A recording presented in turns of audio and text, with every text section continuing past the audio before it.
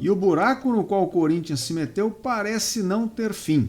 Pois é, meus senhores, hoje nós vamos fazer uma pausa para falarmos um pouco sobre a situação do Corinthians, um tema que já faz algum tempo que eu não trago aqui para vocês, mas que não tem problema nenhum, porque ele diz respeito a todos os clubes e serve de aviso, já que o que está acontecendo por lá poderia estar acontecendo em qualquer outro clube, bastaria que fosse tão mal administrado por tanto tempo. Salários atrasados, direito de imagem, um endividamento enorme, um estádio que é um problemaço, jogador histórico do clube sendo praticamente expulso, uma série de atrapalhadas da diretoria, e agora o clube vira também manchete em páginas policiais, enfim, é uma série de coisas que estão acontecendo que merecem a nossa atenção para que sirva de aviso também. Então é um papo que vale a pena a gente levar no vídeo de hoje. Lembrando que você está acompanhando o canal Um Torcedor. Se você quiser receber mais vídeos, você pode se inscrever aqui no canal. Se gostar do conteúdo, deixe seu like. E se quiser me ajudar ainda mais, dá uma olhada nos links que eu deixo aqui na descrição ou no QR Code que eu deixo aqui no canto da tela. Beleza? Então agora vamos falar desta bagunça que está o time do Parque São Jorge. Já que as notícias que vão se acumulando e surgindo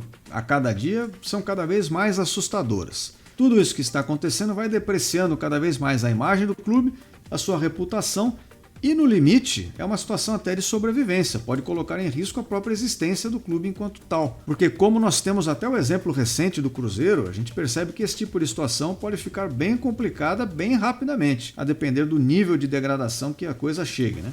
E aí é um trabalho de reconstrução muito mais complicado de ser feito depois. Então o ideal, obviamente, é não deixar chegar num ponto como esse. Então, pessoal, como eu mencionei até lá no começo do vídeo, fazia algum tempo que eu não vinha falar sobre esse assunto aqui.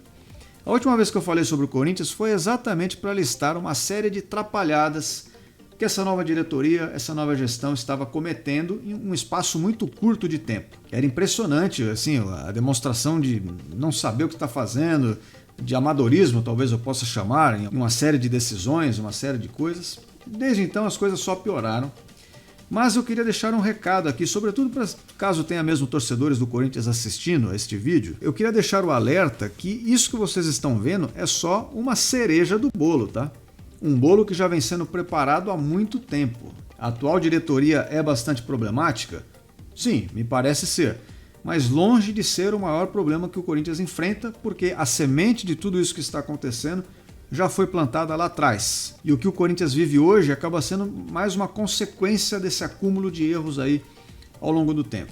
Então, a despeito de toda essa questão aí do Corinthians virar notícia em página policial, questão de laranjas, a perda do patrocínio, que tem a ver, mas não é o foco aqui do vídeo, o que mais me motivou a vir falar sobre isso aqui é uma notícia recente que saiu de que o Corinthians está com um nível de endividamento que já chega à casa de 2,1 bilhões de reais. Recentemente, então, o Corinthians contratou uma consultoria para ter alguma luz ali sobre o que ele pode mudar nos seus processos administrativos para melhorar a gestão do clube.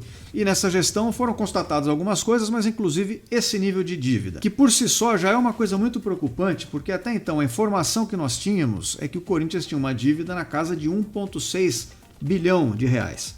O que também não é pequeno, né? Uma dívida muito considerável, mas esses novos números refletem um aumento ali de 500 milhões de endividamento que, na verdade, não querem dizer que o Corinthians tenha se endividado mais mesmo, apenas que, até esse momento, o Corinthians estava ocultando parte da sua dívida, para fazer parecer que devia menos.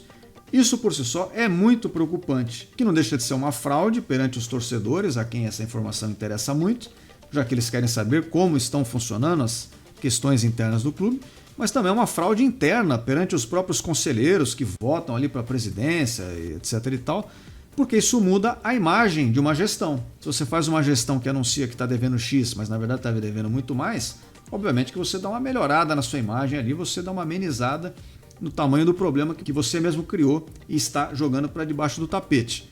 Então, a consultoria revelou uma informação muito importante e que é importante que o torcedor saiba. Agora, o que isso quer dizer? Bom, o Corinthians tem uma receita que obviamente varia aí de ano a ano, né? Tem questão de venda de jogadores que é muito volátil, uma hora é muito mais, outra hora é muito menos. Mas enfim, o Corinthians tem uma receita que gira ali na casa perto de uns 900 milhões de reais por ano. Quando você deve 2,1 bilhões, quer dizer que você já deve mais do que 2 anos de receita. Se a gente considerasse o clube como uma empresa, esse nível de endividamento já seria bem preocupante, beirando aí, quem sabe, algo irreversível. Essa dívida é composta aí basicamente de 1,3 a 1,4 bilhão de reais de endividamento com empresários, dívidas trabalhistas, dívidas bancárias, etc. E 700 milhões do estádio, esse monumento que às vezes parece mais um cavalo de Troia na vida do corintiano do que qualquer outra coisa. Bom, e com essa dívida toda, como é que isso impacta o dia a dia da vida ali do corintiano, do Corinthians? É só um número que com o qual a gente deve se preocupar, mas está tudo bem? Não, não é só um número e está tudo bem, não. Com um endividamento tão grande como esse, pessoal, o clube acaba se colocando numa situação muito ruim em vários aspectos. Aqui eu vou tentar ser um pouco mais simples, porque dá para explorar bastante esse tema. Mas basicamente é o seguinte, quanto mais endividado você está, menos gente vai ter querendo te emprestar dinheiro e quando empresta vai ser a juros maiores. Então esse é um primeiro problema. Segundo, que quando você tem uma dívida tão alta, o seu custo com a dívida, ou seja, os juros que você paga para não se tornar um caloteiro, né, acaba sendo muito alto também. E isso tira o fluxo de caixa do time, tira a capacidade do time investir em melhores jogadores, em montar um centro de treinamento melhor, pagar uma comissão técnica melhor, pagar até mesmo seus funcionários, que nem tem a ver com futebol, mas que trabalham lá e merecem ter o seu salário em dia, o que não tem acontecido. Aí o Corinthians corriqueiramente tem atrasado pagamentos de tudo que é coisa. A gente viu até anos atrás a notícia que foi cômica, né? Não tinha como não virar piada e brincadeira. O Corinthians chegou a dever até marmitas para o fornecedor de marmitas. Então olha o nível que a coisa vai chegando. E parte disso acontece porque você tem um custo de dívida muito alto. Eu não sei assim exatamente o perfil dessa dívida em detalhes, mas a gente consegue estimar com tranquilidade que o Corinthians não vai pagar menos do que 10% de juros por esses empréstimos, até mesmo pela taxa Selic atual, enfim. O que resulta para o Corinthians um gasto anual aí na casa de mais de 200 milhões de reais. E aí você imagina só, 200 milhões de reais a menos por ano no orçamento. Se o clube tem um orçamento lá perto de 900 milhões e você já perde logo de cara 200 milhões para juros, você já perdeu aí quase 25% do seu faturamento só com uma coisa que não vai te gerar resultados. Esse pagamento, esse dinheiro todo que vai embora, não vai virar condições melhores para o clube Corinthians disputar coisas, crescer como instituição, não vai. E além do mais, isso vai se refletir dentro de campo. A gente tem visto recentemente várias equipes acionando o Corinthians na FIFA, ameaçando que o Corinthians chegue ao estágio de um transfer ban, porque não paga os times junto aos quais ele contrata novos jogadores. Isso reflete que esses jogadores que são contratados novos vão querer cobrar mais do Corinthians, porque jogar lá representa um risco maior. Os empresários passam a ter mais receio de querer colocar os seus jogadores nessa equipe, porque ali sabe que pode ser que não receba, demore mais, o salário atrase. Tudo isso aumenta o custo da operação. E quanto à imagem do clube, que eu mencionei anteriormente, imagina só o estágio que isso chega.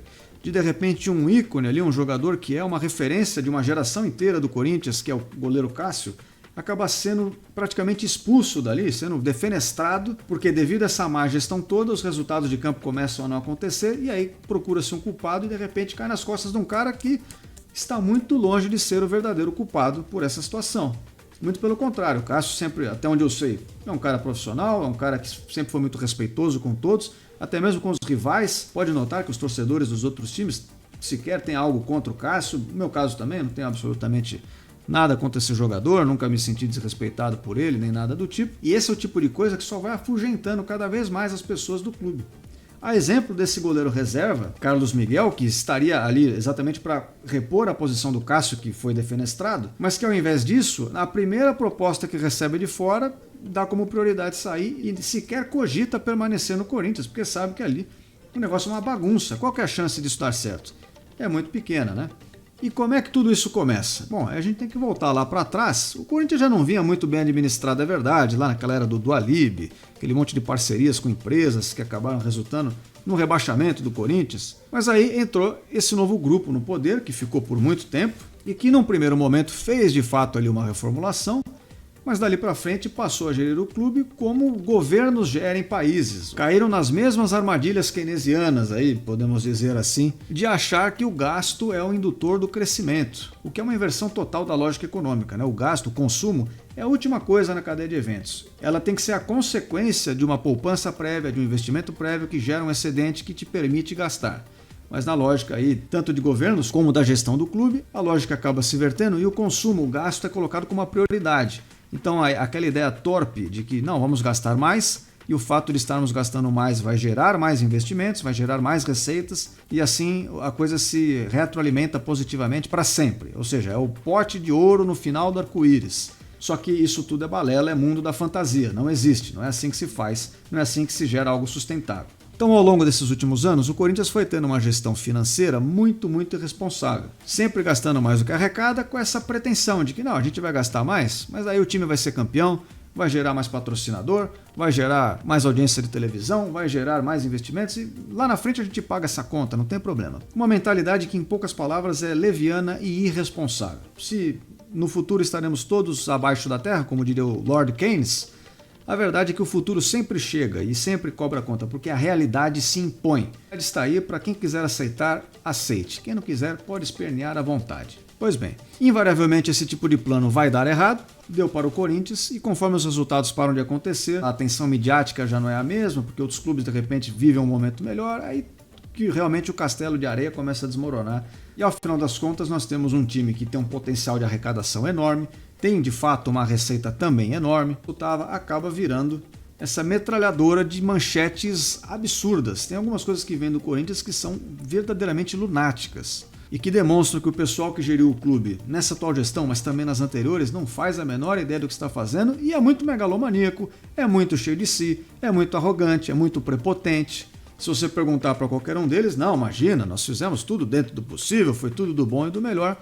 Então são pessoas que não têm nenhum nível de autocrítica e que através desses delírios juvenis, esses malabarismos contábeis, essas invencionices aí econômicas e de gestão, acabam comprometendo uma instituição centenária que diz respeito a tantas outras milhões de pessoas, né, os torcedores, os associados que não necessariamente fazem parte desse grupelho que chega ao poder e que acaba gerando esse resultado negativo para tantas e tantas pessoas. Eu, como um torcedor rival, poderia assumir diversas posturas aqui, né? Poderia entrar no lado da gozação, do ha-ha-ha, que legal, o Corinthians vai acabar, o Corinthians faliu e tal. Inclusive, não sou nem contra quem faz isso aí, acho que isso totalmente faz parte do futebol, as pessoas é que deveriam ser adultas e saberem lidar com isso, saberem lidar umas com as outras, embora na prática a gente veja que não é o que acontece, né? Na prática o que mais tem é a gente mimizenta, chorando por coisas sem sentido. Mas eu posso adotar esse outro lado, que é o que eu estou trazendo nesse vídeo de hoje, que é um lado mais analítico mesmo, é tentar olhar para a situação, se colocando no lugar ali daquela situação para pensar sobre o que aquilo quer dizer, como é que chegou àquele ponto, como transpassar esse problema. E bom, essa atual gestão do Corinthians, que tem uma série de dificuldades aí, faz um monte de bobagem, por um lado, pelo menos trouxe essa informação a mais de que o endividamento do Corinthians é muito maior, e o que traz à tona e nos ajuda a compreender de uma forma mais profunda as dificuldades pelas quais o clube passa. Para fazer toda essa gestão financeira, o desafio é maior do que se pensava.